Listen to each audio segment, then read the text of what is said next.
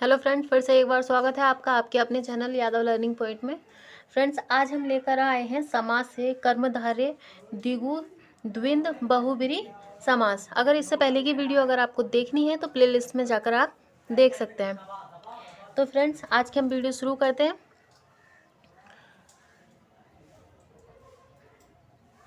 अलुक तत्पुरुष समास। क्या पढ़ेंगे? अलुक तत्पुरुष समास। इसमें पहले शब्द के बाद कारक चिन्ह किसी न किसी रूप में विद्यमान रहता है, यानी कि इसमें किसी न किसी रूप में वो चिन्ह जो है, कारक चिन्ह, वो किसी न किसी रूप में आपको मिल जाएगा।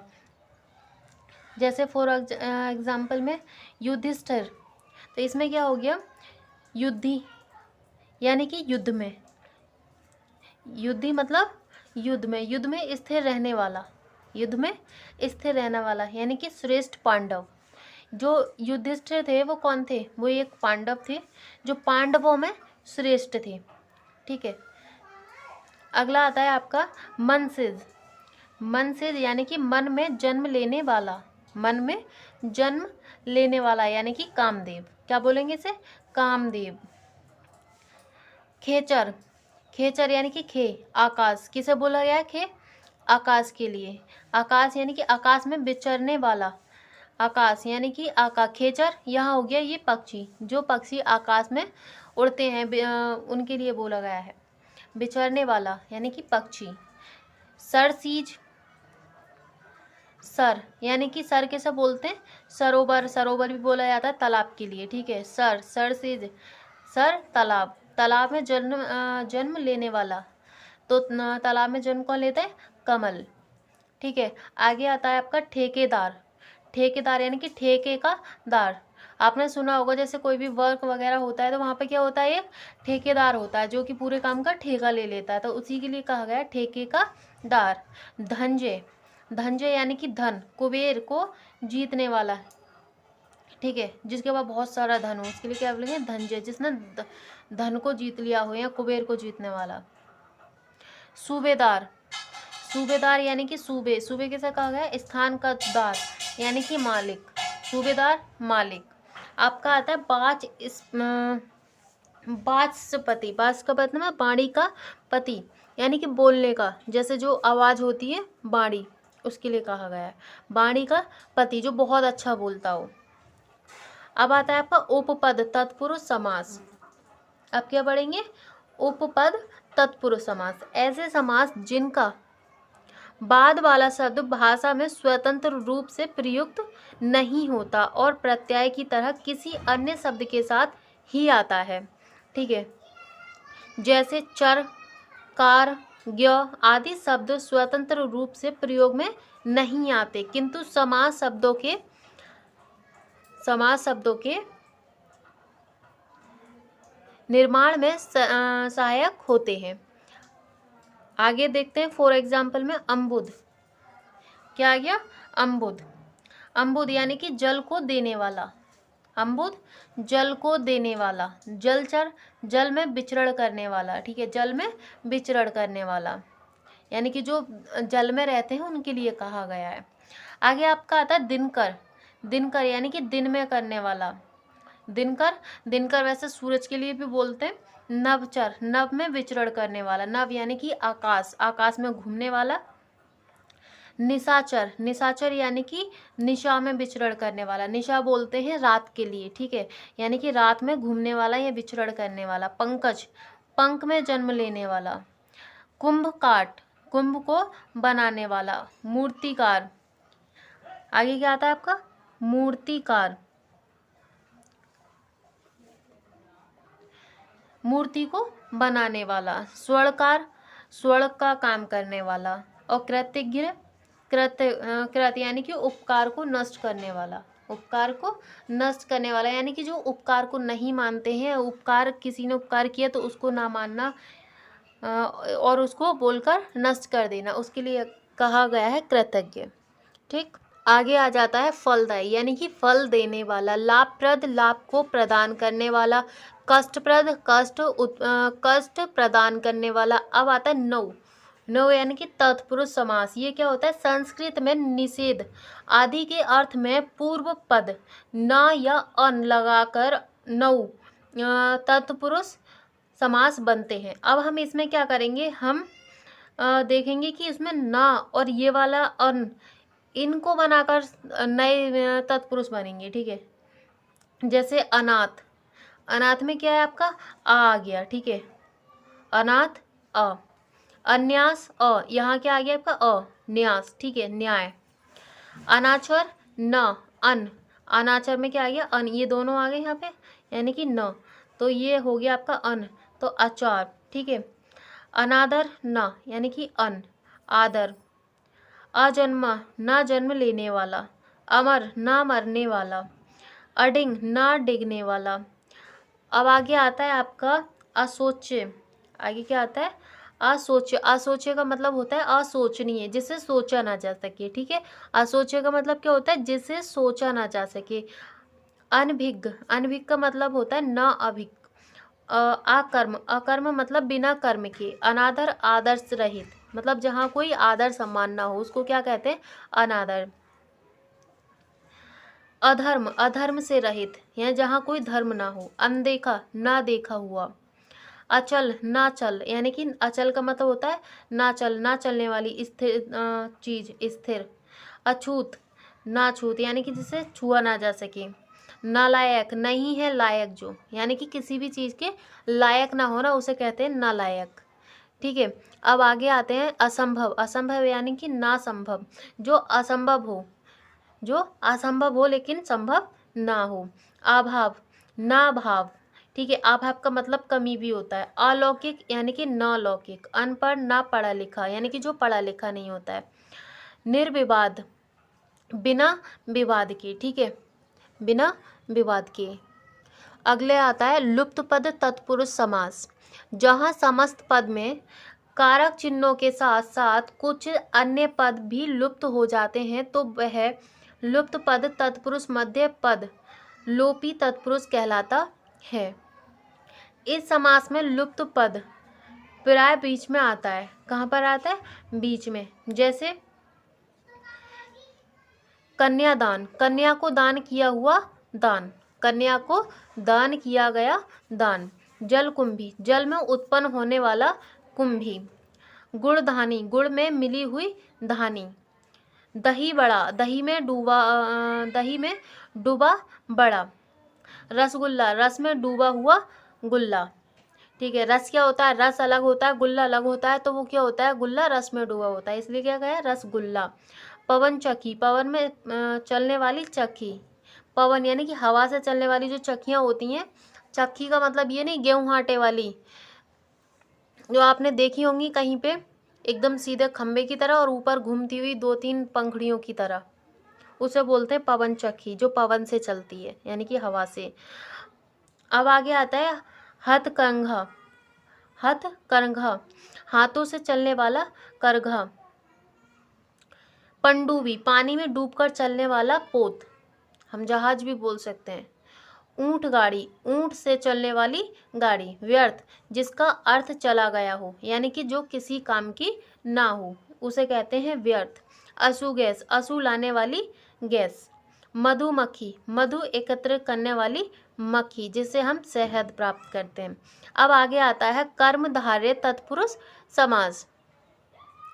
जिस समास में उत्तर पद प्रधान हो तथा पहला पद विशेषण अथवा उपमान जिसके द्वारा उपमा दी जाए हो और दूसरा पद विशेष्य अथवा उपमेय जिसके द्वारा तुलना की जाए हो, तो उसे क्या कहते हैं, कर्मधारय समास कहते हैं। एक पद में क्या हो गया कि उपमा दी जाए, विशेषण या उपमान में क्या है कि जिसके द्वारा उपमा दी जाए, और दूसरे में क्या है, पद विशेष्य अथवा उपमेय, इसमें क्या है कि जिसके द्वारा तुलना की जाए, तो उसे क्या कहते हैं, कर्मधारय समास कहते हैं। जैसे इस समास के 2 रूप होते हैं। इस समास के कितने रूप होते हैं, 2 रूप होते हैं। कौन कौन से, विशेषतावाचक कर्मधारय व उपमानवाचक कर्मधारय। ठीक, तो पहला आ जाता है विशेषतावाचक कर्मधारय। विशेषतावाचक कर्मधारय, इसमें प्रथम पद द्वितीय पद की विशेषता बताता है। प्रथम पद क्या करता है, द्वितीय पद की विशेषता बताता है। अब देखिए यहाँ पर आपको दो पद दिख रहे हैं, पहला पद आपका ये हो गया और दूसरा पद आपका ये हो गया। तो ये पहला पद अभी हमने पढ़ा था कि पहला पद क्या करता है कि द्वितीय पद की विशेषता बताता है। ठीक है, तो पहला पद क्या हो गया आपका, महान है। पहला तो हो गया आपका महाराज, अब द्वितीय आपका हो गया महान है जो राजा। महान है जो राजा, अगर हम इतने बड़े को लिखते हैं वो अलग है, तो हमारा ये द्वितीय पद हो गया। अब पहला जो इसकी विशेषता बता रहा है यानी कि महाराज, महान है जो राजा, महान है जो राजा का जो विशेषता है वो क्या है, महाराज। ठीक है, ऐसे ही ये है महापुरुष, महान है जो पुरुष। नीला आकाश यानी कि नीला है जो आकाश। महाकवि, महान है जो कवि। महापुरुष, महान है जो पुरुष। महर्षि, महान है जो ऋषि। महासंयोग, महान है जो संयोग। शुभागमन, शुभ है जो आगमन। सज्जन, सत है जो जन। महात्मा, महान है जो आत्मा। सद्बुद्धि, सत है जो बुद्धि। मंद बुद्धि, मंद है जो जिसकी बुद्धि। बहुमूल्य, बहुत है जिसका मूल्य। पूर्णांक, पूर्व है जो अंक, पूर्ण है जो अंक। भ्रष्टाचार, भ्रष्ट है जो आचार। शिष्टाचार, शिष्ट है जो आचार। अरुणाचल, अरुण है जो अचल। देव ऋषि, देव है जो ऋषि। परमात्मा, परम है जो आत्मा। अंधविश्वास, अंधा है जो विश्वास। कृतार्थ, कृत यानी कि पूर्ण हो गया है जिसका अर्थ यानी कि उद्देश्य। दृढ़ प्रतिज्ञ, दृढ़ है जिसकी इच्छा। राजश्री, राजश्री यानी कि राजा है जो ऋषि, राजा है जो ऋषि है, यानी कि जो ऋषि है वही राजा है और जो राजा है वो ऋषि है। कृष्ण सर्प, कृष्ण यानी कि काला है जो सर्प, क्या है, काला है जो सर्प। नील गाय, नीली है जो गाय। नील कमल, नीला है जो कमल। महाजन, महान है जो जन, यानी कि महानों में जन, महान है जो जन। आगे आ जाते हैं कापुरुष, कापुरुष यानी कि कायर है जो पुरुष। बड़भागी, बड़ा है भाग्य जिसका। ठीक है, पुच्छ तारा, पुच्छल तारा, पुच्छल तारा यानी कि पूंछ है जिस तारे की। किसे कहा गया है, आकाश में हमने बहुत सारे तारे देखे होंगे लेकिन उन सबको पुच्छल तारा नहीं कहा जा सकता। उसमें एक तारा ऐसा होता है जिसे पुच्छल तारा कहा जाता है, यानी कि जिस तारे की पूंछ होती है उसको क्या कहते हैं, पुच्छल तारा कहते हैं। अब आगे आता है आपका नावाग तुक, नया है जो अंग तुक। ठीक है, अंग तुक। नराधम, नराधम यानी कि नर है जो अधम, अधम का मतलब है पापी, जो नर पापी है। अब आता है आपका उपमान वाचक कर्मधारय। ठीक है, उपमान वाचक कर्मधारय, इसमें एक पद उपमान तथा द्वितीय पद उप में होता है। जैसे बहुदंड, बहु है जो दंड समान, बाहु है जो दंड समान। बाहु किसे कहते हैं, भुजाओं के लिए। चंद्र बदन, चंद्रमा के समान बदन यानी कि मुख। मुखविंदर, अरविंद रूपी मुख। मृग नयनी, मृग के समान नयनों वाली। मीनाक्षी, मीन के समान आंखें वाली, आंख वाली। नरसिंह, निंग के सिंह रूपी नर। चरण कमल, चरण रूपी कमल रूपी चरण। ग्रंथ रत्न, रत्न के रूपी ग्रंथ। देहलता, देह रूपी लता। कर कमल, कमल रूपी कर। अमृतवाणी, अमृतवाणी रूपी यानी कि अमृत रूपी वाणी। विद्याधन, विद्या रूपी धन। ब्रज देह, ब्रज के समान देह। संसार सागर, संसार रूपी सागर। आगे आते हैं अब द्विग तत्पुरुष समास, जिस समास में पहला पद संख्यावाचक विशेषता हो और पूरा समास समाहार समूह का बोध कराए, द्विगु समास कहते हैं। स्वयं द्विगु समास में भी द्विगु समास होते हैं। जैसे एक लिंग, एक लिंग में क्या हो जाएगा, एक ही लिंग। एक लिंग का क्या हो जाएगा, एक ही लिंग। दोहरा, दोहराया, जो दो राहों का समाहार, जहाँ दो रास्ता मिलते हों तो उसके लिए कहा गया है दो राहों का समाहार। तिराहा, तिराहा मतलब तीन राहों का समाहार। और पंचवटी यानी कि पांच बटों, पांच बटों का समूह यानी कि पांच वृक्षों का समूह। आगे आते हैं पंचतत्व, पांच तत्वों का समूह। शताब्दी, शत यानी कि 100 और अब्दो वर्षों का समूह, शताब्दी। नवरत्न, नौ रत्नों का समाहार। त्रिफला, तीन फलों का समाहार। त्रिवेणी, तीन बेड़ियों का संगम, जिसे हम इलाहाबाद में पाते हैं यानी कि प्रयागराज में, कहते हैं ना तीन नदियों का जो संगम है उसके लिए भी बोल सकते हैं त्रिवेणी। और त्रिवेदी 3 वेदों का ज्ञाता। त्रिवेदी किसे कहा जाता है? जो तीनों वेदों का ज्ञाता होता है। और तिवारा यानी कि 3 है जिसके द्वार। अठवारा 8वें दिन को लगने वाला बाजार। सतसई सतसई यानी कि 7 सही या सतसई 100 और हो गया 7 आपका पद यानी कि सतसई का मतलब है 100 पदों का समूह। एकांकी यानी कि एक अंक है जिसका, एक तरफा, एक है जो तरफ यानी कि एक तरफ से बोल सकते हैं, एक तरफ से। पंसेरी, पंसेरी है 5 शेर वाला बाट, 5 शेर वाला बाट। दिगु यानी कि 2 गांवों का समाहार, जहाँ 2 गाय हों उसे क्या कहा जाएगा? 2 गांवों का समाहार। चौपड़, चौपड़ यानी कि 4 फलों का समूह। षड़कोण 6 कोणों वाली बंद आकृति। आगे आता है दशाब्दी, 10 वर्षों का समूह। दशाब्दी यानी कि 10 वर्षों का समूह। आगे आता है सप्त सिंधु। सप्त सिंधु यानी कि 7 सिंधुओं का समूह। अष्ट धातु यानी कि 8 धातुओं का समूह। आगे पढ़ेंगे द्वंद्व समास, जैसे समस्त पद के दोनों पद प्रधान हो या विग्रह करने पर और अथवा या एवं लगता है वह द्वंद्व समास कहलाते हैं। दोनों पदों के बीच प्राय योजक चिन्ह माइनस, देख रहे हैं आप, ये है जैसे योजक चिन्ह बोलते हैं इसे, का प्रयोग होता है। द्वंद्व समास में सभी पद प्रधान होते हैं। द्वंद्व और तत्पुरुष में बने पदों का लिंग अंतिम शब्द के अनुसार होता है। जैसे रात दिन, रात दिन के बीच में क्या आ जाएगा? जहाँ पे ये आपका योजक चिन्ह दिखाई दे रहा है इसकी जगह और आ जाएगा, ठीक है। रात और दिन। दुख सुख, दुख और सुख। दूध दही, तो दूध और दही। राजा रंक, राजा और रंक। आगे देखिए, द्वंद्व समास के 3 भेद होते हैं। कितने भेद होते हैं? 3 भेद होते हैं, ठीक है। पहला होता है आपका इतरेतर द्वंद्व, समाहार द्वंद्व, वैकल्पिक द्वंद्व। अब हम इन तीनों को पढ़ेंगे। इतरेतर द्वंद्व का होता है कि वह द्वंद्व जिसमें और से सभी पद जुड़े हुए हों और पृथक यानी कि अलग अस्तित्व रखते हों, उन्हें क्या कहते हैं? इतरेतर द्वंद्व कहते हैं, ठीक है। इतरेतर द्वंद्व कहते हैं। इस समास से बने पद हमेशा बहुवचन में प्रयुक्त होते हैं क्योंकि वे 2 से अधिक पदों के मेल से बने होते हैं। जैसे राम और कृष्ण यानी कि राम कृष्ण। ऋषि और मुनि, ऋषि मुनि। गाय और बैल, गाय बैल। दूध रोटी यानी कि दूध और रोटी। पढ़ा लिखा, पढ़ा और लिखा।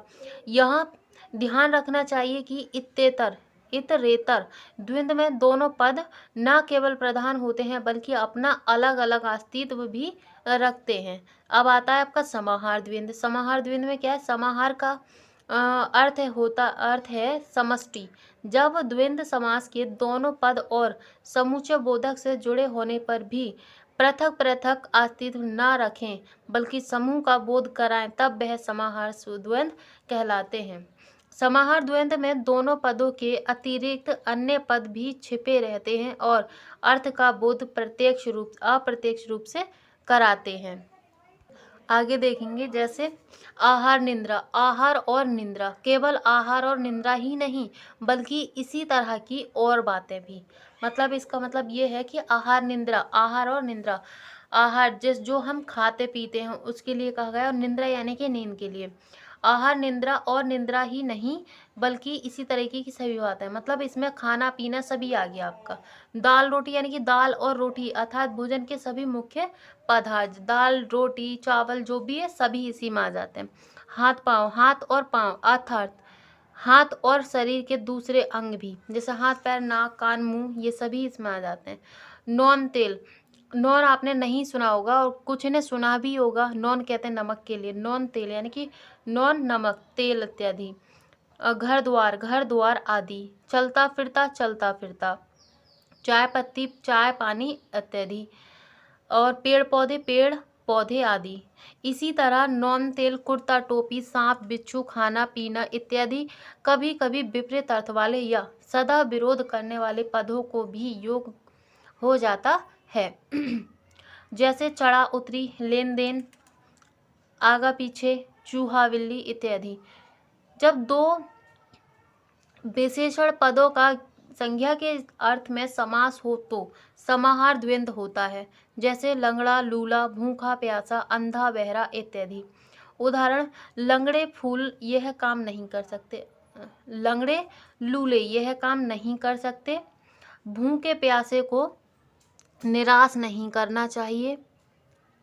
और आगे आ जाता है आपका, यहाँ यह ध्यान रखना चाहिए कि जब दोनों पद विशेषण हों और विशेषण के ही अर्थ में आए तब वहाँ द्वंद्व समास नहीं होता है, वहाँ कर्मधारय समास हो जाता है। जैसे लंगड़ा लूला आदमी, यह काम लोग अंधे बहरे हैं, उन प्रयोगों में यह काम नहीं कर सकता। भूखा प्यासा लंगड़ा सो गया। ठीक है, इस गांव में बहुत से लोग अंधे बहरे हैं। इन प्रयोगों में लंगड़ा लूला, भूखा प्यासा और अंधा बहरा द्वंद्व समास नहीं है। ठीक है, आगे आ जाता आपका सेकंड वाला विकल्पिक द्वंद्व। जिस द्वंद्व समास में दो के बीच या अथवा आदि विकल्प सूचक अपव्यय छिपे होते हैं हो उसे वैकल्पिक द्वंद्व कहते हैं। इस समास में विकल्प सूचक समुच्चय बोधक अव्यय व या अथवा का प्रयोग होता है, जिसका समास करने पर लोप हो जाता है। जैसे धर्म या अधर्म, तो यहाँ आ जाएगा आपका धर्मो धर्म, सत्य या असत्य, सत्य, छोटा या बड़ा, छोटा बड़ा, सुख दुख, सुख या दुख, कर्तव्य कर्तव्य कर्तव्य, कर्तव्य अथवा अकर्तव्य, आज या कल, आज कल, घट बढ़, घट या बढ़। आगे आ जाता है आपका बहुव्रीहि समास। बहुव्रीहि समास में क्या होता है? बहुव्रीहि समास वह समास होता है जिसमें दोनों पद अप्रधान होते तथा दोनों पद मिलकर किसी तीसरे पद की ओर संकेत करते हैं, उसमें बहुव्रीहि समास होता है। जैसे नीलकंठ, नीला है जो कंठ अर्थात शिव, लंबोदर लंबा है अदर जिसका अर्थात गणेश, दशानन दस है अनन जिसके अर्थ यानी कि रावण, पीताम्बर पीत है अंबर जिसका अर्थात कृष्ण यानी कि पीला। पीला क्या है? अंबर किसे क्या कहा गया है? कपड़े के लिए। ठीक है, मृत्युंजय मृत्यु को जीतने वाला अर्थ यानी कि शिव, ब्रज युद्ध ब्रज जिसके ब्रज का युद्ध है इंद्र, सहस्त्र वह जिसके शस्त्र यानी कि हजार, अक्षी अक्षी का मतलब होता है आँखें हैं, कौन है? इंद्र, दिग्र बाहु दिग्र है बाहु जिसके यानी कि विष्णु, पंचसर्प वह जिसके पांच स्वर पांच फूलों के सर हैं, कामदेव, इंदु शेखर वह जिसके इंदु यानी कि चंद्रमा, शेखर सिर पर आभूषण है यानी कि शिव, भगवान के सिर पर ही है इंदु यानी कि चंद्रमा, तो इसके लिए क्या कहा गया है? शिव का आभूषण यानी कि शिव का, दिगंबर यानी कि दिशाएं ही हैं, वस्त्र जिसके यानी कि शिव, ऋषिकेश न द्विषी ऋषिकेश वह जो शेष यानी कि नाक पर शयन करते हैं, विष्णु, और हिरण्यगर्भ वह जिसका हिरण्य सोने का गर्भ है, ब्रह्मा, चतुरानन और चतुर्मुख, प्रफुल्ल कमल खिले हैं कमल जिसमें वह है तालाब, धनंजय वह जो धन पृथ्वी भौतिक संपदा आदि का जय करता है, अर्जुन, नीरद यानी कि वह जो नीर देता है, बादल, बरीद, जलद, प्रयोद, अम्बुदीन ये सब क्या हैं? बादल के पर्यायवाची हैं। कपीश्वर कपीश्वर का मतलब है कवि यानी कि बानर, बानरों का ईश्वर है जो हनुमान, बानरों के ईश्वर कौन है? हनुमान। त्रिफला तीन फलों का समूह, हरडे बहरडे आंवला, दूध मुहा जिसके मुंह में दूध है, छोटा बच्चा, नकटा नाक है कटी जिसकी यानी कि बेशर्म, चौकन्ना चार हैं कान जिसके यानी कि सजग, लोकपाल लोक का पालन करने वाला, मंत्री, अधेड़ बुन उधेड़ यानी कि उधेड़ना और बुनना, उलझन सोच विचार करना, दुरंगी वो रंग वाली दो व्यवहार वाली क्रिया।